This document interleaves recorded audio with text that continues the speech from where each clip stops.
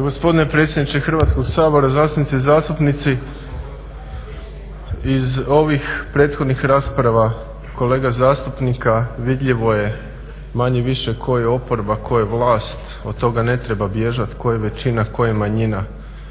No, najviše me zapravo ponukala, moram priznati, rasprava gospodina Dragovana. Mi smo pokušali i nastojimo biti konstruktivni koliko je god moguće i u raspravama i u glasovanju. Pa na kraju tijek ovog današnjeg glasovanja pokazao da je oporba prihvatila i bila suglasna i da smo jednoglasno donijeli cijeli niz današnjih zakonskih prijedloga za koje smo smatrali da su dobri. Ali vaša rasprava, gospodine Dragovan, nažalost pokazuje ono što je psihijatrija već odavno utvrdila, a to je da djeca silovatelja i sami postaju silovatelji. Nažalost. I da oni vaše pozivanje na praksu vaših prethodnika vi tumačite kao razlog zašto se i vi tako ponašate. Dakle, ovo koristim kao metaforu, kao prikaz obrasca ponašanja. I što sad to znači? I naravno, da, činjenica je da se institucionalni obrazac funkcioniranja Hrvatskog sabora nažalost nije promijenio promjenu vlasti. Da.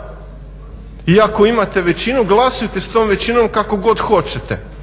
I pokušajmo biti konstruktivni i sudjelovati i podupirati zakone i podupirati izmjene zakona i podupirati ono što se donosi dobro.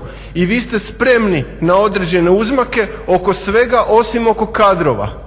Kad su u pitanju kadrovi, onda ste tu izričiti i tu nema razgovora, tu nema dogovora. Bit će oni kadrovi koji se vama sviđaju, koje vi podupirate i one koje ste vi prethodno dogovorili.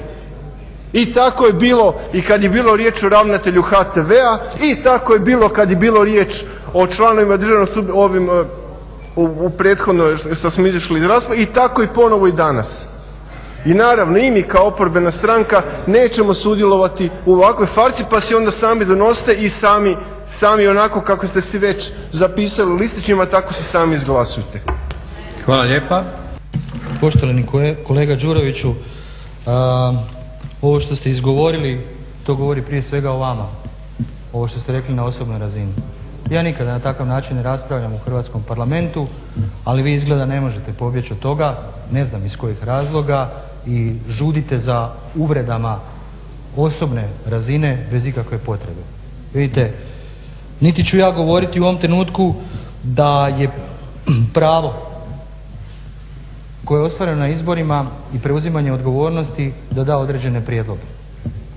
I treba, još ću ponoviti, da treba svakodnevno raditi na tome da dođemo do dogovora. Ali teško se dogovarati sa ljudima koji su isključivi poput nas i na ovakav način na koji se vi ponašate. Jer to je ispod svake razine. Uistinu ispod svake razine.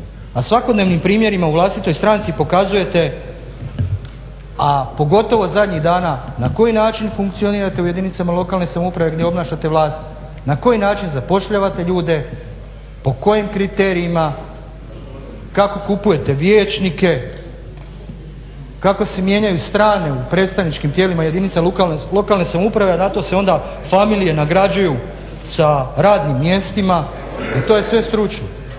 To je vaš način rasprave. Odgovor na repliku, poštovani zastupnik Dražen Đurović. Nisam imao namjeru nikoga uvrijediti, niti vas osobno, stvarno nisam osoba koja se inače osobno obraća. Ovdje je bilo riječ o jednoj metafori koju zaista osjećam kao jedan obrazac kako ste vi preuzeli oblik ponašanja, a ideje su bile malo drugačije i ono za što ja barem mislim da su oni koji su za vas glasovali su imali ideju da će se taj obrazac konačno promijeniti, pa na kraju krajeva i ova ocjena koju danas ima Hrvatski sabor i ovaj neugled koji danas Hrvatski sabor uživa među građanima jest i moja je odgovornost, da. Ja sam te odgovornosti svjestan i preuzimam ju na sebe u onom dijelu kojem ja snosim, ali preuzmite i vi na sebe u onom dijelu za koji ste vi za nju odgovorni.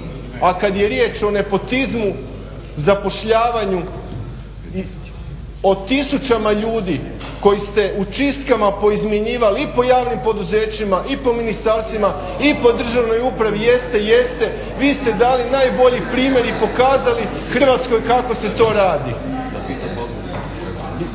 Pitajte vi svoje u Osijeku što je to nepotizam i u osječkoj KBC u Osijek jako to dobro znaju.